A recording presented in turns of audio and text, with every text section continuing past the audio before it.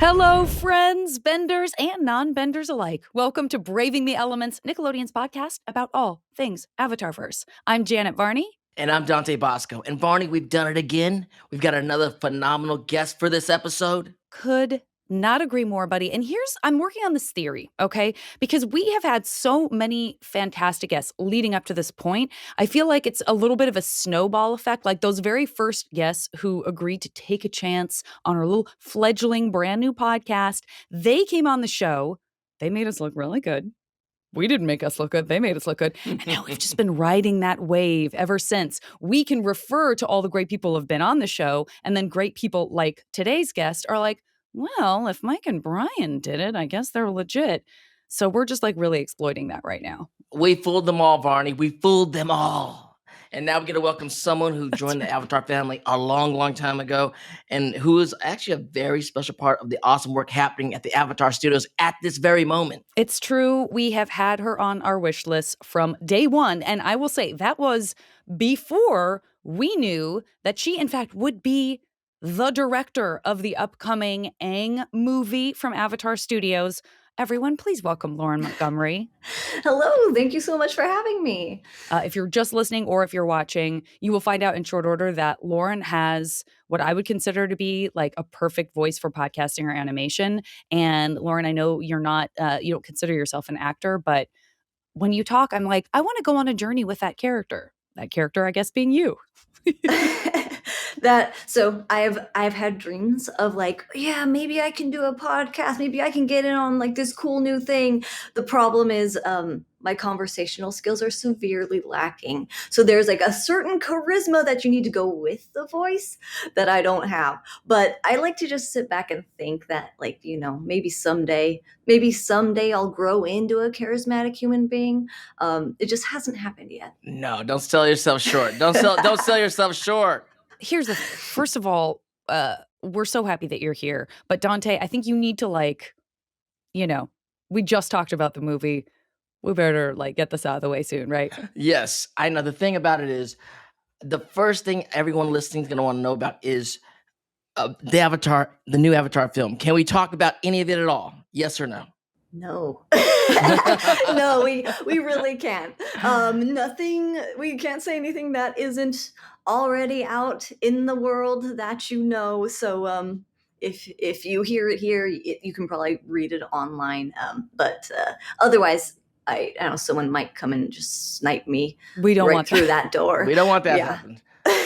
It might stall the movie a little bit. Oh, we They'll definitely have to find don't a new want that. director. They're gonna have to get things going again. So yeah, if we want to keep things on track, we better just keep it hush. We're not going to take that chance. And I will tell you, there was a moment when I was kind of prepping this episode for us that I thought maybe we could just avoid talking about it and kind of string everyone along so that they like waited it out. And then right at the end, we would be like, and now no more information about the movie. And then I was like, that's so cruel. And people are going to want to be here for Lauren and all of her experience leading up to this moment as well. So we thought, you know what, let's rip the Band-Aid off and just go through this journey together and know that we had to ask. And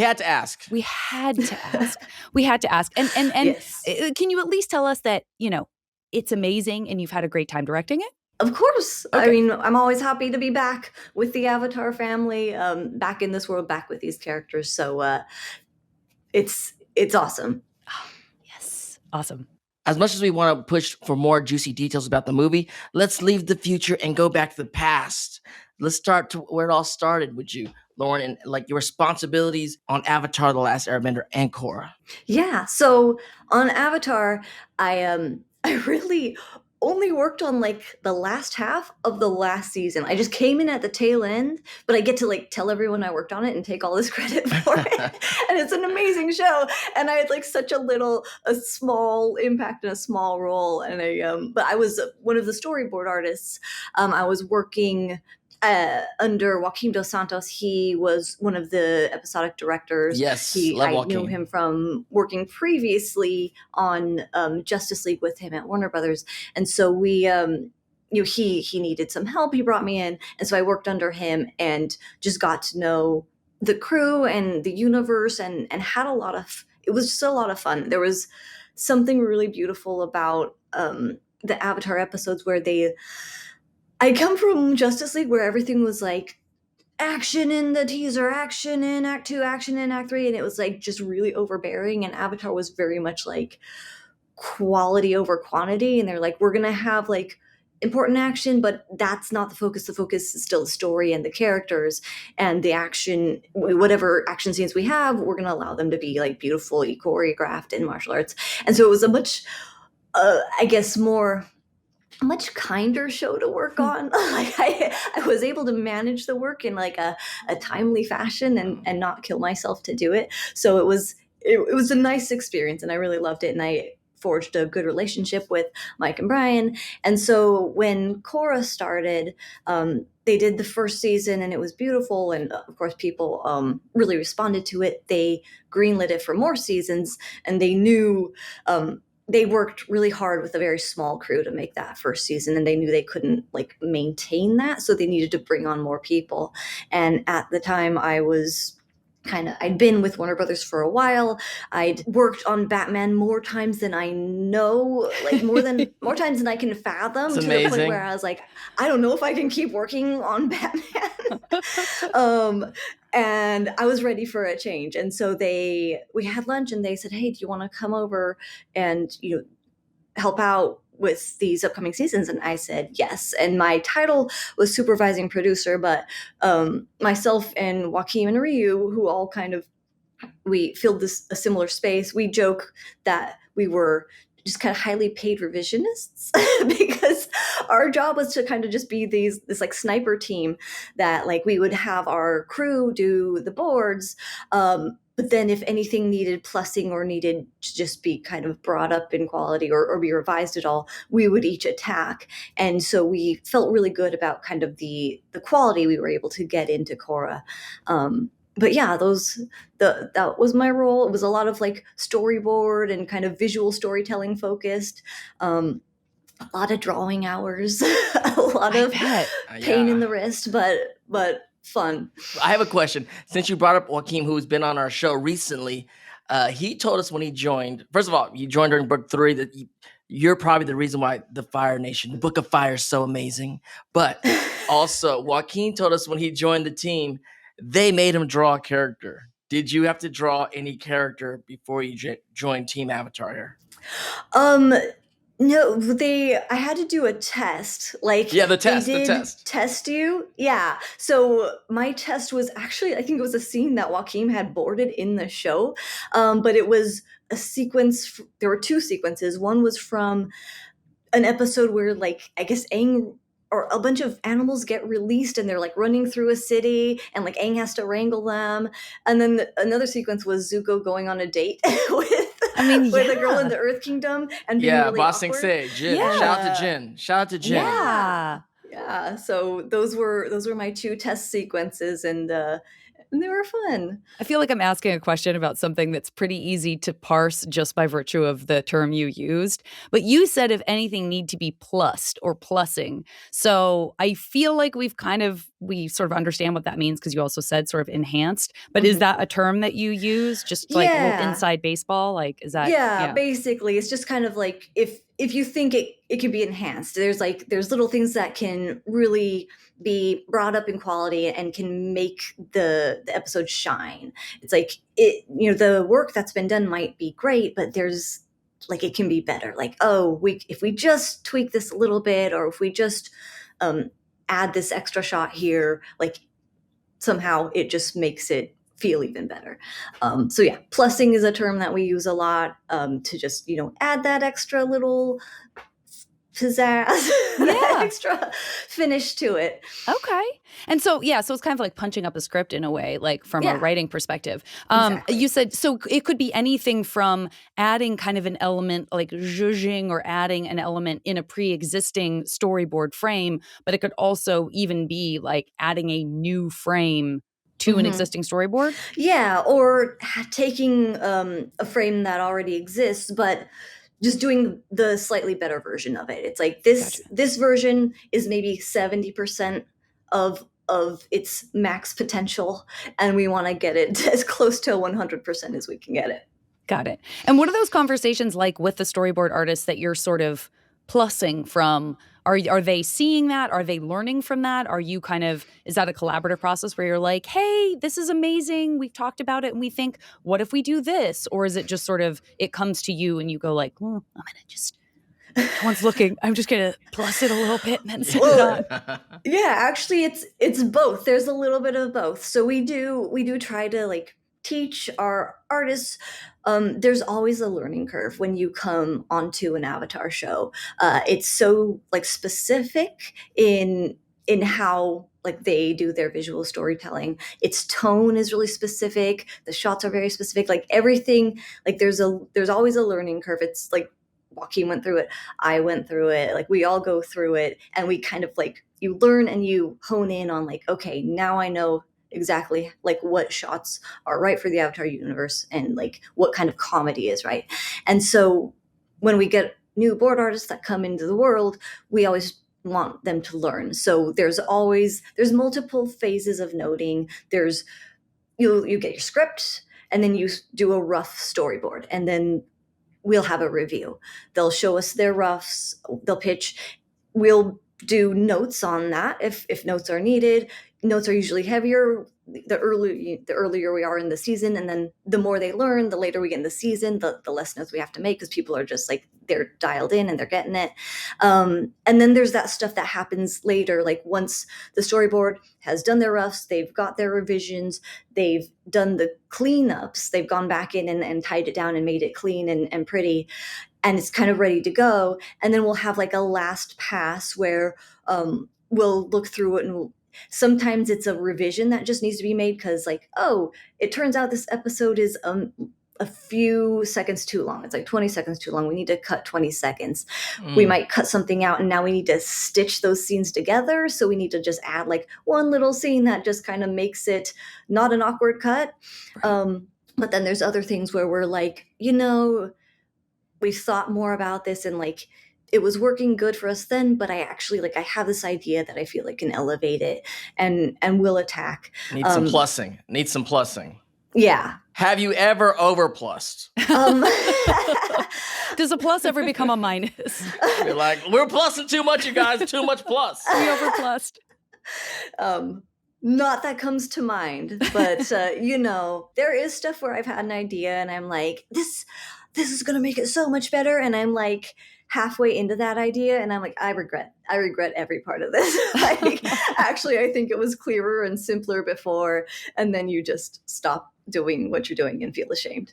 We've all been there. It's like whether it's just putting on an outfit and realizing like I over accessorized the heck out of this, or writing a script and being like, oh, it's too manic now. Like I've tried to stick too many jokes in, or we've all overachieved. Yes. Some of us more than others. Some of us are really have to reel ourselves back when we're trying to do too much. But you know what? Let's go back even further than you finding Avatar and the Avatarverse finding you. And you had mentioned that you and Joaquin had worked together even before the DC stuff. Like, where did you grow up, and when did you start drawing? And did you always kind of have this sort of end idea in mind that you would work in animation? Yeah, so I always loved animation. I loved cartoons when I was a kid. Like, I didn't want to watch it unless it was animated. If it had real people in it, I was like, bah, this is bullshit. I want to watch cartoons. And it was just something that I really loved, but I think I was just too dumb of a kid to realize that was people's jobs. Like, that was something you could do. And it took me a while before I figured that out. Like, you get these weird tests in school that'd be like, what do you want to do when you grow up? And they'd have like you just had to pick one of the options, and I would always just pick visual artist because it was the closest. But I was like, I'm not a painter. Like, all I knew of art was like people who do paintings, and like that's not really me. I just like drawing fan art of the cartoons I like. What cartoons are we talking, Lauren? What cartoons were we talking about? Yeah. Oh, I grew up with She-Ra and Gem, the OG She-Ra. Yes. Also, those are my cartoons too. Same, I know. And I She-Ra. I hung in through a lot of the Disney afternoon, like the DuckTales, Gargoyles was big for me. Oh yeah. Batman the Animated Series was big, and then at some point I found anime, which like then I was like all in on Dragon Ball Z and Sailor Moon. I was an adult at this point, but I was still like watching.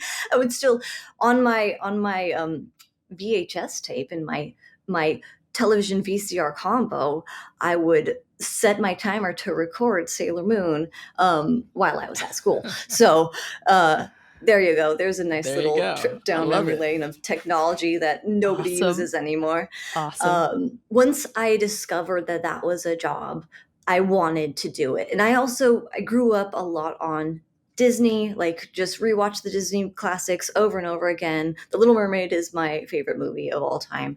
And so when I was a kid, I was like, I'm gonna be an animator at Disney. Like that was what I wanted to do.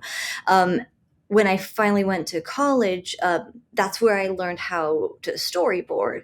And I realized I gravitated more towards that than towards the actual animation. Also, sadly, 2D animation in the States was dead at that point. Like nobody was doing it in the States. There weren't really jobs. So, but luckily I really enjoyed like the storytelling side of it. And it's just, it's just those things as a kid, you don't know that they exist. Like I didn't know what a storyboard was until I learned about it. Right. But were you drawing all these characters the whole time growing up? Oh, I knew every Disney princess by heart, and I would just fan art them to an insane degree, which made things very interesting when my first job was on like a reboot of He-Man. And I was not well versed in drawing large burly men. And I had to learn real quick how to do. I didn't understand boy hips. I was like, where are they? How do they work? Especially He-Man's hips. It was like the big shoulders into a very tiny. He's tiny a triangle. There were no hips. It just like when the legs were the thing that came out, and for a decent chunk of time, all of my big burly men had like lovely lady legs, and I had to just develop my my male character drawing skills pretty quickly. Lovely lady legs. I love it. I want the Easter eggs of looking at old animation of yours and storyboards of yours and being like, well, it's pretty nice lady legs. Lovely lady legs. There were some soft legs under those like furry loincloths. Those characters were lucky to have those legs. That's my perspective on that. That's my perspective. Where did you go to college when you were learning how to storyboard and stuff? Loyola Marymount University, which is like in Marina Del Rey, like on the beach there, which was fun because for me it was a 4-year long like bad hair day, like just humidity and my hair were not friends. But I wasn't there for good hair. I was there to learn animation. And we did. And it's a beautiful campus. It is. It's a lovely campus. And it was a good time. And yeah, the greatest thing was one of my teachers was a man by the name of Jay Oliva. He works in the industry to this day. And he taught us how to storyboard for the industry, which I think a lot of our classes were more, I don't know, like art based, but they weren't necessarily preparing you for the workforce. And he really kind of gave us like, these are the things you have to be able to do to survive in a studio. And it was incredibly helpful. And he actually ended up being the person who gave me my first job on He-Man, where I drew lovely lady legs on buff men. And after that, just, that kind of gave me my in to the industry. Started bulking out my portfolio with the work I did, and from there was able to kind of go off on my own and continue to work. So eternally thankful to Jay Oliva for giving me that start. Shout out to Jay. Well, we have a surprise for you, Jay. Could you come in? Ooh. I don't know. Why is Jay at my studio? That doesn't make any sense. I've worked with Jay. He's amazing. There you go. Very cool. Wow, that's a fun surprise. It's a small industry. I mean, you work in it long enough, you'll meet everyone. Yeah. Especially on the action adventure side of things. Like that was the mystery of Avatar to us, because we were all working on like these action adventure shows over at Warner Brothers with superheroes and they're all punching each other, and then we hear of this like this kind of action show that's happening at Nickelodeon. We're like, who are these people? Like, how come we don't know them? Yes. And then it ended up being this beautiful show, and we're like, oh, we need to get to know these people. Yeah, I mean, for you loving anime, like, was this the first time that you got to really do something that felt kind of the closest to that coming out of DC with Joaquin, or had you like dabbled in more anime stuff before? Well, we rode that line. Like, there were things we would use some of our anime influence in our boards, and every once in a while we'd get like a note from the showrunners. It's like not too anime.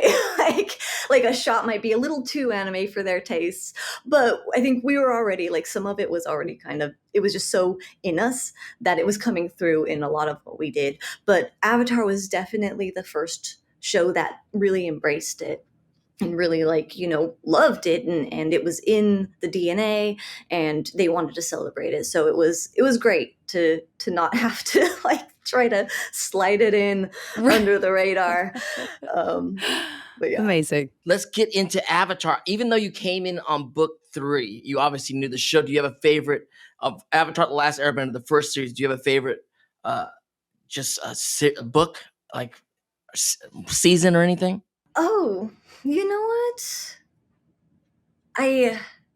That's a very hard question. I think it's kind of a toss-up between like the first book and the second book. I tend to be an act 1 sort of lady. Like, I love the discovery. Like, I love the setup, the kind the of setup the of the new, story, like finding all the setup. And so there was so much like great stuff in that act 1, and like, I don't know, even like the blue spirit that's in book 1, of just like those first hints of like, oh, there's more to Zuko than you think. I'm probably just gonna go with book 1. I enjoy waterbending too. If I had to choose a bender, I'd probably go with Earth. But we did on our crew. We all took the test, like the little online test. You are getting. I got to stop you. You're getting ahead of yourself. We have to save that question for. Let's save it for later. We got to. Okay, we got to save that question. I jumped. This I is jumped tantalizing. Way too far. No. You didn't know what we were planning, but this is very tantalizing because it's a real cliffhanger. Like, this is a real. Okay. You're like, this, I like this, but I took the test and then we're like, and we'll come back to that. So that's good suspense, right? That's very good suspense. And I love like the sort of, I love the reasoning behind loving that first book so much. And I kind of feel similarly, even though like there are characters and arcs that, I can't imagine not happening. Of course, we have the luxury of saying what a choice is, knowing that all of the great juicy stuff happens no matter what we choose. But that first season, also the hero's journey of it, right? That there's that you really start to get that feeling of like, oh, I'm going to see many new things. I'm not starting out in Ba Sing Se, or I'm not starting out in the Fire Nation in this sort of slightly more consistent locale. Like, we're going all over the place as we see these characters discover these places, in many cases for the first time.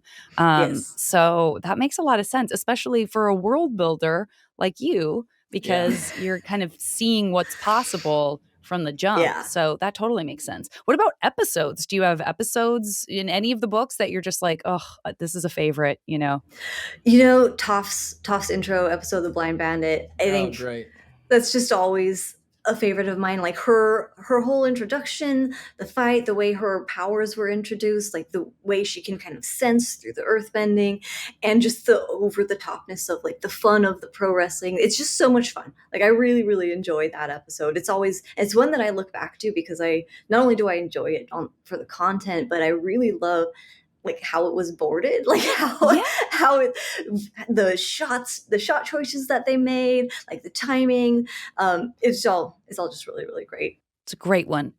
Any others that stand out to you? Like, Tales of Ba Sing Se is a big hit with the fans, but you had to test off of that episode. So I don't know if that episode might feel stressful to you in a way that we can't. It is. It's like That's also just really enjoy. It's funny because when I rewatch them on Netflix to like remind myself of what it is, like the end of the series, they took like four to six episodes. I can't even remember how many, Squeeze them and they're all together. like Yeah. just junked into Like a one. movie.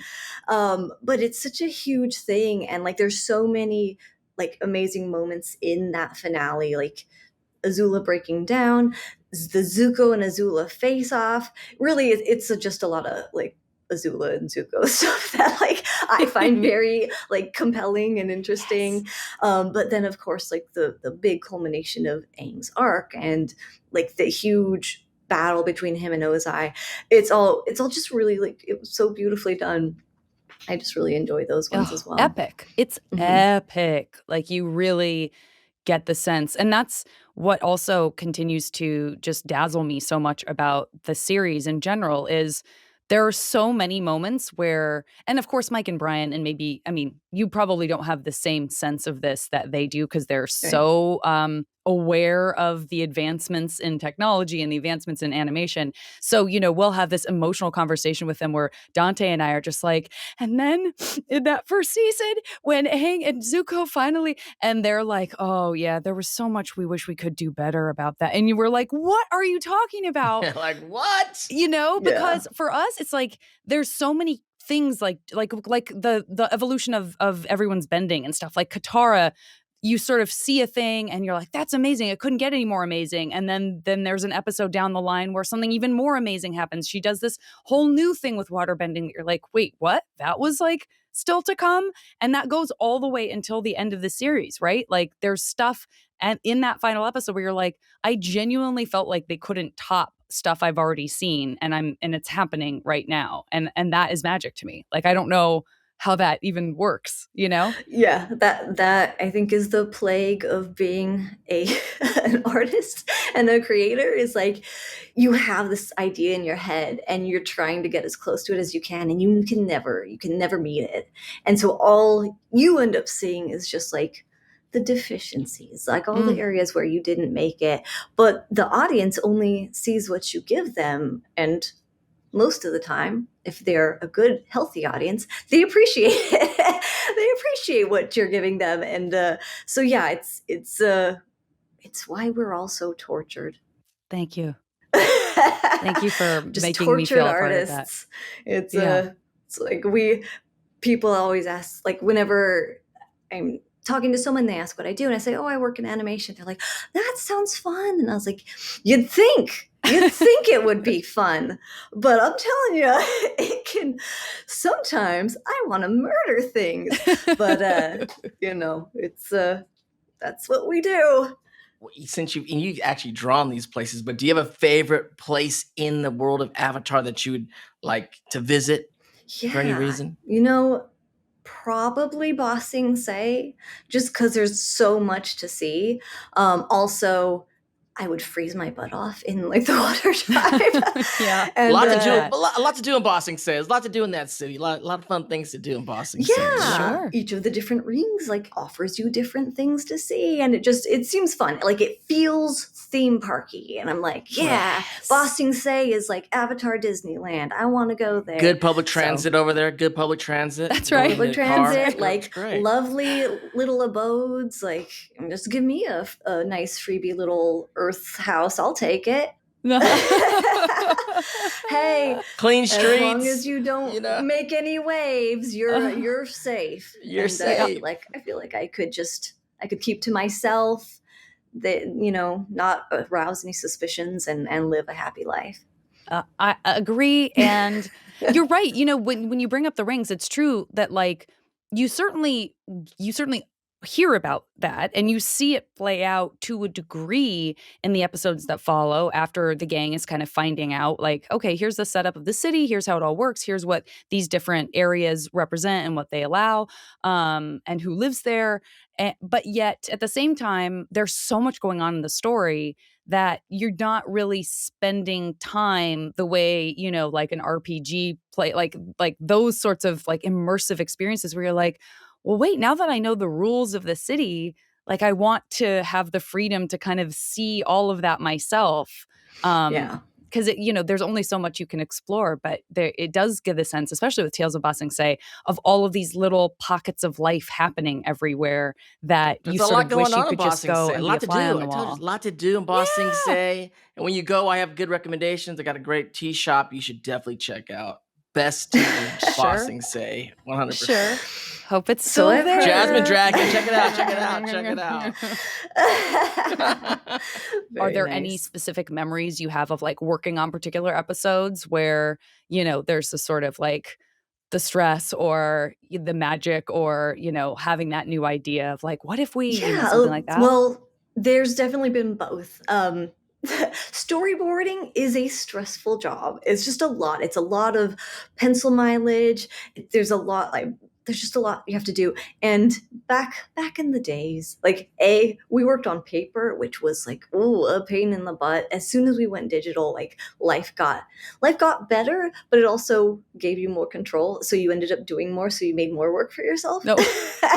But usually, like when you break down the amount of pencil mileage you're going to have to do for a scene, an acting scene, like that's like a talking scene or character scene between two people, is usually like a simpler task. It doesn't mean you need any less talent or less like attention to detail, but there's less drawings necessary for it. And then you get the martial arts stuff, and the bigger it is, like the bigger the attack. I worked on, was it like the Day of Black Sun? It's whatever, the big eclipse where they do Yeah. the big attack in, I think, Part the middle 1 and of 2. Part 1 and 2, that episode. book 3. Yeah. And I think we worked on part 2, which was where most of the hell broke loose.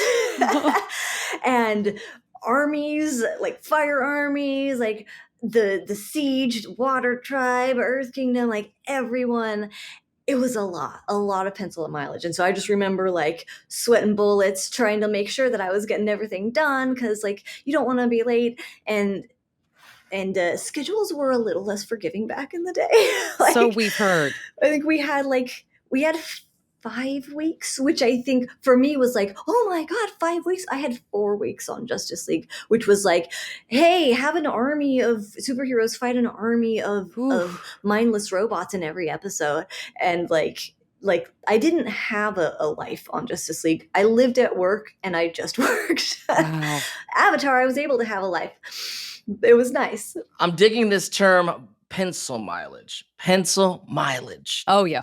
This first time I heard it's it. like shoe This leather. first time hearing this sounds so good. I'm thinking there's miles and miles of ink going on. The on these amount of paintings. drawing you have to do, the amount of graphite that ends up on that page, the amount of pages, like, oh my goodness, like phone books, these storyboard stacks just drunk. They were huge. So there was a stress, but there are certainly moments that like you always, once you kind of get into a scene, you usually end up loving it. There's a few that you hate because you're just like, this is so hard. But once you're kind of like figuring out that puzzle, it becomes like this pride thing where you're like, yeah, I figured that out. I'm really proud of like how this is coming together. And I think one of my favorite scenes to do was that scene in I forget which part. I think it was probably part 3 of the finale, where Azula kind of like talks to her mother and has a breakdown. And I remember working with that script and like being very conscious of my shots and staging it in such a way where, depending on how you viewed it, like it either looked like Azula was turning away from the mirror to face her mother in real life, or if you knew that her mother only existed in the mirror, she was turning her back on her mother. Ooh. And it could be read in different ways. Very cinematic. It was very cinematic, that moment. But that was a really fun, like, as simple as it is, it's just two people kind of having this conversation. It was really fun to figure out. I had a lot of, there was also like the moment of her like doing her hair and messing it up and like chopping her bangs off, and just a lot of those things were just fun for me to draw, fun to figure out, fun to like make her get all kind of like out of sorts and like upset about things. There's just Azula acting was always really fun. Okay, this we like to get a little kooky. We like to expand our imaginations a tiny bit with a couple of questions. If you had to run for political office, you have to run for Oh my political office, and you have to pick one character from the Avatarverse as your running mate. Who do you pick and why? From anywhere in the universe, I'm just gonna go with Sokka. I just feel like he's got Good the choice. he's Good got the choice. salesman in him. Like Yeah. he's got the hype man quality. Like And he's very smart. He's gonna and he's make very up for smart.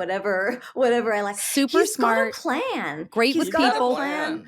And one of my favorite like visual gags from the Avatar universe was that Sokka's like scroll, like his plan scroll is literally the animation schedule that we use. That's right. Yes, we heard about It's got, this. it's like one of about those that. weird, and it's like I see those schedules and I'm like, I still to this day, they're hard to read. They are hard to read. It's just like weird chunks of color. And our Benjamin Kaltenecker, who worked with us on Korra, worked with Joaquin and me on Justice League, worked with us on Voltron, on other shows we'd go to work on. He always had that schedule, like that scroll. Like he just would walk around with like giant scrolls of paper because the schedules were so long, and it's just funny. That was an amazing thing to learn. I think that's in the art book even, but yeah, because your name is all over that art book. Okay, here's another one. Which character from Avatar would you take with you on a safari and why? Oh my gosh, on a safari. What kind of safari? Is this like a managed, we're sitting on a little like not cart, managed like, well. people are pointing things out, or is like we have to like actually I think it's a self-safari. It's a self-safari. Okay. I feel like I'm gonna bring Toph. Good choice. For all the reasons that I like earthbending, is like if we need to like make an emergency hobbit hole, she's gonna do it. And we are covered, we are in there, we are hidden. Like I am not a lady who is fond of discomfort. Like I'm not camping outdoors. I might glamp if I had to. Top can make you a nice little cozy condo, like a setup house, a little mini house. That's exactly it. It's like if we're really like we're on that safari, and in my mind, I'm just assuming this is like a hot place. Could be. I need shade. I am a very fair-skinned individual. It's not going to end well for me. So I just need like someone who can literally make a structure to protect me. Instantly. Great. Instantly. Amazing. And probably tell you well in advance, like, well, a stampede of elephants is coming this way. So she might knows. need to... She knows that there's like a Komodo rhino or something like in the grass over there. There's something coming toward us! What is it? It feels like an avalanche, but also not an avalanche. Your powers of perception are frightening. That's and right. She's already on it. That's right. Here's a question for you, Lauren. Are there like tricks, almost like a shorthand that you develop when you're drawing characters a lot? Like say Dante and I wanted to learn how to draw a certain character from the show. Like, how would you teach us to do it? And more specifically, will you teach us to do it right Janet, don't do this. Is what we're doing right now. I'm sorry. Grab a piece of paper. I think we need to do this. Oh, no. Yeah. There's definitely like shape languages that I feel like you can find in the characters. Like, yeah. Well, like Dante's are we going to have some pencil mileage with these shape languages? I mean, you may. It's entirely possible. The Avatar characters are very fun and very forgiving. And I think the beautiful thing about them is that they have such iconic like accessories to them. Like Aang, you put an arrow on a guy's head and you're gonna get that's Aang. Like you get the hair loopies on Katara and you get it. Scar on Zuko. Great point. The headband, like tossed hair, bangs, the big bun. Top bun on so Sokka, there are things that top knot. Yeah, exactly. So those are the things that like really help kind of sell. Like when a character design is really well achieved, it has those things that are identifiers that like you can draw that character so wild, Yeah. but people are still gonna get it. So Okay. so that would be my recommendation. So tell us to draw have us draw a character and see if you can kind of walk us through like Are we doing pick this a right character now, and you can be Barney? kind. I want you to Barney, feel we're you doing can this be right cruel. now? Yeah, I think we need to. I think we need All to. If we right. could make it through D. Bradley Baker trying to teach us how to make Appa and Momo's voices and Yes, us doing a it's true. spectacularly bad job, we can handle a little sketching. It can't be any worse than that. Can't do any worse than That's that. right. That's right. Cool. Well, why don't we go with our main character, Aang? He's Great. hopefully Aang, one okay. of the simpler ones. Okay. All right. I feel like you can start by drawing as good of a circle as you can draw. Great. And that And will we are not looking essentially- at any pictures, by the way, you guys. This is like Lauren is describing to us what to draw. So we're gonna I'm drawing a circle. as spherical as you can get. Okay. And that's kind of gonna be like the top of your skull is what that's gonna be. Okay. And then coming off of that, you need kind of like a fairly short or shallow like round area that's going to be Aang's like lower jaw. Okay. You don't need to make it too long. He doesn't have a very long face. He's a kind of a cute squat, curvy little So the fellow. top half is like a circle. Like the top half is like a circle, but then down here it's not a circle. You're gonna want to like hone it in a little you bit want more to to give kind him of a like chin. extend it a little bit. So if the circle kind of comes, okay. So the circle's still there. I gotcha. You add to the circle. Yeah. You add to Okay. the circle. Okay. Circle basically stands for like the area of the skull that protects your brain. Gotcha. And then Okay. you want to get that jaw, like that skeleton jaw that's like kind of down. If you This eraser does not work, so this is very interesting. I'm feeling very vulnerable about my shape language right now. Yeah, as shape soon as you language. slap that arrow on his head, he's gonna look like Aang. It's gonna be fine. Great. Okay, great. So if you look at that circle that you drew, the first circle, and you go about halfway down, Mhm. and then go about halfway between halfway and the bottom. Uh-huh. Halfway between down. halfway. Yeah, so it's Halfway like down, 3/4 of the way, I guess. Okay, okay. 3/4 of the way down. Uh-huh. You want to kind of, that'll be like the bottom of your eyes. Like you want to Okay. draw your eyes on top of that like invisible line. Okay. I'm tripping it. And Aang's got some pretty big eyes. I mean, this is almost from what you described and what I drew. I feel like I'm about to draw his eye where his jaw is. So that can't be. I gotta do better at this than I I'm don't about to know do. what's going on right now. Okay. My stuff either. All right, bottom of his eye. Okay, I'm doing bottom of his eye. All right. I'm just doing little half circles. Does that make sense? That's absolutely fine. Like Aang, you know, he usually has like a line kind of at the top of his eye and a line at the bottom to kind of imply. Okay. I don't know. What So far, I'm I've made doing. a sleeping alien, a sleeping little green man. Mine looks like a robot, kind of. I don't know what's going on. Sometimes they look like little green men. I mean, early on, and especially when they're bald, that can happen. Okay. I'm gonna try to draw with you, even though my drawing is going to be trash because No, I already I don't drew draw 3 much pieces these of trash. You do not need to worry with the company you're in.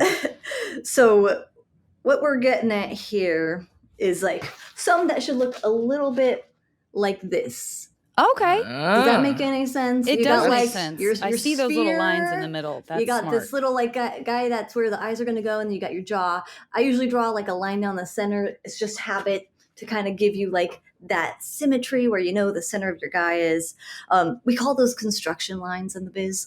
Okay, construction lines. Our construction lines are important. All right. They help you with the construction of the character. Okay. So then, yeah, if you've got your eyes, you're good. Like they're usually somewhere. Oh my goodness, I'm embarrassed, but like somewhere in there, like there's kind of like the yeah, that looks like something. the general outside of your eyes. Okay, great. Okay, he's got I some got like, little eyelashes something. up top. He's got However you little wanna do it. eyelashes. Okay.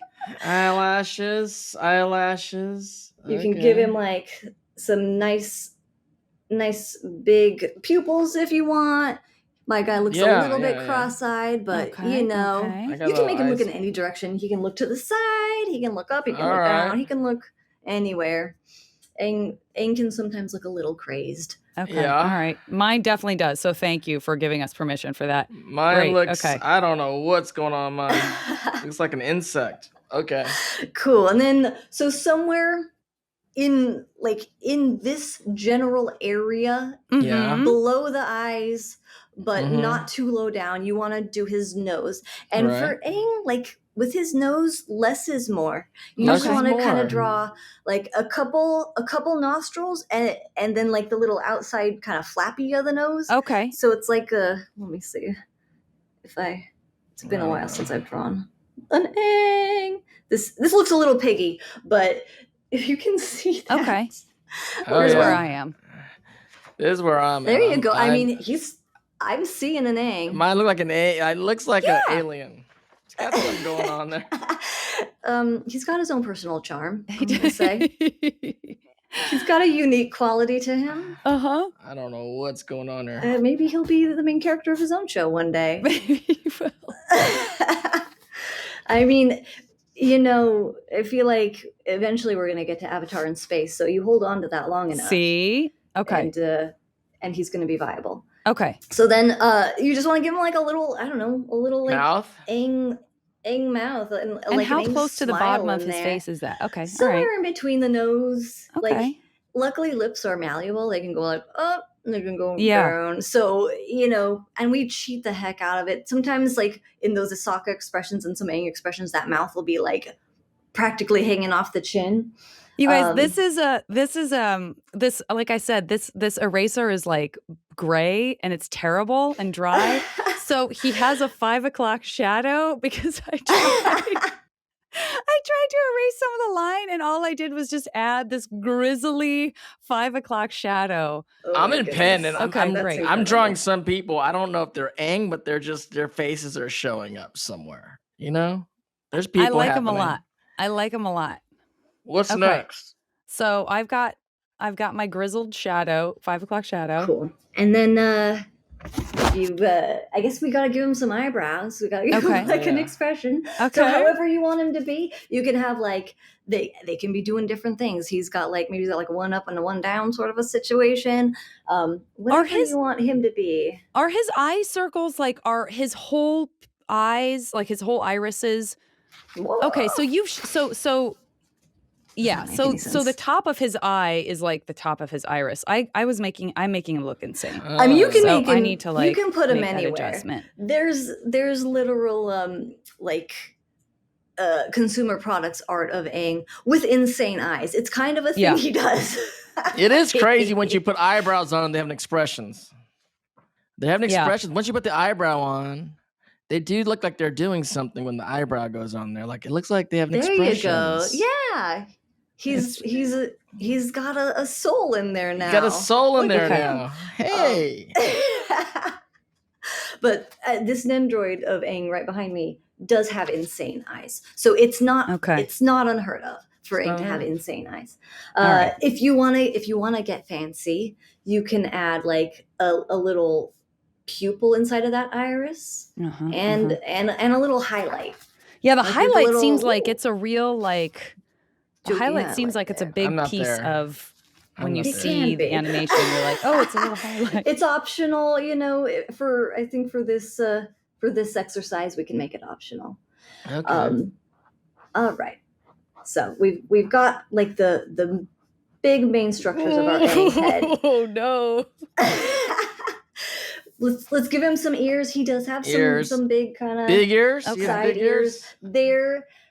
He's got big ears. They're usually kind of like starting next to the eyes and kind of heading down towards the nose, like Okay. top around the eye, bottom around the nose, ish. Okay. Ears. You know. Alright. I just gave him some little cartoon monkey ears there. Oh, He cute. just looks a little bit nuts. I like yeah. those monkey. Okay, this is great. Ears are big. Yeah, Okay, my they guy do. is such an old man. Uh, He's a really funny looking old man with very grizzled. Okay, something's happening. Actually, it's starting to look Aang-ish. I'm not gonna lie. I'm doing 2 at the same time because I don't know what I'm doing, but You're smart. That's very smart. And I think, God, this is terrible. I mean, unless you guys want to go for a full body, I think all we no. really need to Let's do just say now no. is, Nobody. we can put that arrow on the thing put the arrow. that we know Aang to be, and so the arrow originates kind of right between the eyebrows. Right so between if the you eyebrows. start him right between the eyebrows, and it's pretty large. It's not huge. Brian definitely has like very specific measurements for the arrow that I'm sure I'm gonna get wrong. Yeah. But you know, nothing about this drawing is really right. So you just throw a little arrow on his head there, and you've got some sort of a weird, sketchy Guys, Aang. I have got to get a better eraser. Yeah, I'm not This much is a of a nightmare. drawer, but I'm gonna tell you something, Laura. I think we drew some kind of Aang. Look at this. Watch us. Look at Varney. There he is. That's great. That's him. Oh my god. Mine has a black eye. There's a lot wrong here. I mean, he's got some eyeshadow. Yeah, I mean, he got beat up a little bit, maybe he got in a fight with maybe one of the, like he was trying to ride an eel or a dragon or something in the water. And he went a little too I'm far. actually enhancing his black eye now so that it really seems like it's a real thing. He overplussed, and There you go. overplus, Now he it's just overplus. on purpose.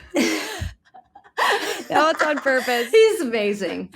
I gotta say, I know you're working in the animation world, but you know, like your teacher Jay. When it comes to time for you to teach, I think you're gonna be a decent a teacher. Look at that. Oh, you've already taught some, haven't you? It's very clear to me that you have. I try not to. I am not a great teacher. You did great. I know great teachers. I work alongside Steve On, who is an amazing teacher. I don't know enough of why I do the things I do to be able to explain to people how to do them. I feel the same way sometimes Well, when they ask me to come and guest in an acting class. I'm like, I don't know if I'm going to be able to tell them what I do clearly, or if they can do what I don't know. Yeah, it's a whole other skill set. But I feel like you walked us through that very nicely, and you were very kind. This is the first time in my life I drew Aang. This is the first time I've ever drawn Aang, and it's pretty good. People ask me to draw Zuko all the time. Yeah. I got to learn. You have to teach me how to draw Zuko, because literally every so often a fan asks me to draw Zuko in their sketch pad, and I look at them like, I'm a voice actor. Why would you want me to do that? But if I can draw if I can get some tricks in there, it'll be all right. Mm-hmm. I'm going to practice. I'm very inspired right now. But I think it's safe to say we're not coming after your job anytime soon, Lauren. We have a long way to go. But we have, before we let you go, this is the last couple of things, just a couple of quick questions we always ask all of our guests. Are there hybrid animals you particularly love? Is there a favorite or favorites? You know, I actually had to look them up because I couldn't remember. And there were a couple that I gravitated towards. There was a koala otter that I thought was very cute. I love the koala otter. I will give you a little bit of a glimpse. This is nothing about the movie truly, but one early exercise we did was we did design just a bunch of hybrid animals just for the fun of it, just to get into the spirit. And one animal that came out of that was an ox toad that I really loved. If we can get our hands on a picture, is it an ox as big as a toad, or is a toad as big as an ox? Great question. It's the size of an ox with a toad face and kind of like a bit of a furry shoulder mane. What? And he's a little horrifying, but also very cute.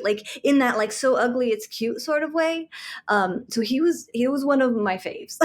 I love that. And if we can get you an image, we will. Otherwise, it'll probably end up in an art book someday. And someday we'll see it. I'll try to jam him in to the movie if I can, but no promises.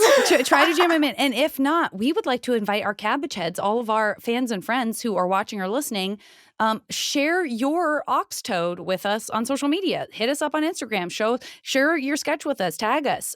We want to see your version of an ox toad. And now another question that we ask all our guests, and it's no stranger to you having an anime background, but what characters do you ship in the Avatar verse? Oh my goodness.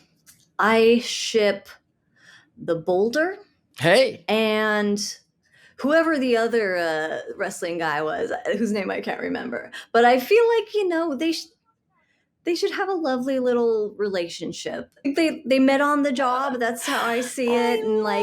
And this tension between like their roles turned into like a beautiful Yes. a beautiful tension of another sort. One of the best ships I've ever heard. I absolutely love that. Love that. Okay. Final question. Here we are. We're coming back around. You took the test. Now you don't have to pay attention to that test, Lauren. You know, if your Right. heart tells you you're something that test does not say, I support you and your gut instinct. What kind of bender would you be? So the kind of bender that I am clearly more appropriate for, and that that pretty much every test, unless I literally threw the test, told me I was an airbender. Like I am very much like, don't like confrontation, don't want to like, be mean to anyone. Everything's fine. We're good. Like have fun. We just want to kind of be fun and fancy free. But like the kind of bending that I appreciate the most is earth bending, because I would like to make myself a hobbit hole. That's really what I want. I like that it's like you can utilize it a lot. It's like I can make things. I'm a very crafty person. I like to like make things with my hands. Yeah. And I feel like earthbending would just allow me to do that more. I think I've said this before, but when I went to Hobbiton in New Zealand, there was a gardener working at Hobbiton who came up to me and lifted up their trouser leg, and they had an earth symbol on it and said, I'm an earthbender and I work at Hobbiton. And I was like, I love you.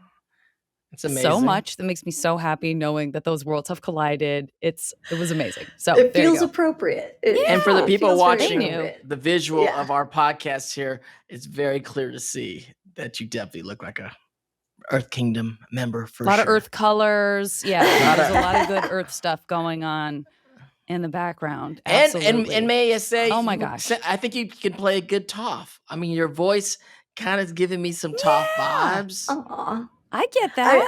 I definitely have a snarky, like sarcasm is really like a coping mechanism of mine. So I feel like Toph and I, we're we use a lot of the same tools to get through life. I love it. I love it. Well, Lauren, thank you so much for coming to the show and teaching us how to be a decent storyboard artist. Thank you for the teaching. And I think it went really well. My first time ever drawing Aang. And I know, how do you feel about yours, Janet? I feel I feel like I'm going to do more with a pencil that I can actually erase without creating a 5 o'clock shadow, and I will submit those drawings for consideration. But I loved it. And we love that you worked on so many other awesome verses. We talked, of course, about Voltron. Shout out again to Joaquin and Tim for that. And DC stuff, Scooby stuff, Marvel stuff. Like, you've touched sort of everything, every fandom I can think of, basically. Is there anything other than the Avatar movie, when it does come out, that you would like for people to check out or follow you on social media? Anything like that? I'm on the social medias, but I don't take advantage of them very well. I'm like a once a year sort of a post lady. So, you feel free to check them out. Just don't expect like a large influx of content. Fair. What's your favorite one to be on? I'm on Instagram. That's the one I check. I think I still have an old Twitter, or I guess X account that I haven't checked in probably a year. So let's stick with the Instagram. I am at the best Lauren Montgomery at Instagram, because I may not be the only Lauren Montgomery, but I like the best. That is a Toph handle if I ever heard one. For sure. The best Lauren Montgomery is 100% a Toph type handle. I love it. Awesome. Lauren, thank you so much. This has been such a treat. And by the way, you absolutely can have your own podcast. Don't come after our job. You know we're not coming after yours. You've seen what we did. I don't know. Look at that But Aang. Look at that This Aang. was a joy. I mean, we might reach out to you, Dante. If we Thank need you. some help on this I'm movie. in. I'm here for a expect a little call. Aang action. I'm here for my shape language is developing. Next step, Zuko. I'm down for some Yeah. pencil mileage. Let's go. Did you know you can hear bonus episodes of our award-winning podcast? Subscribe to Avatar Braving the Elements Premium on Apple Podcasts for early access, exclusive content, and ad-free listening.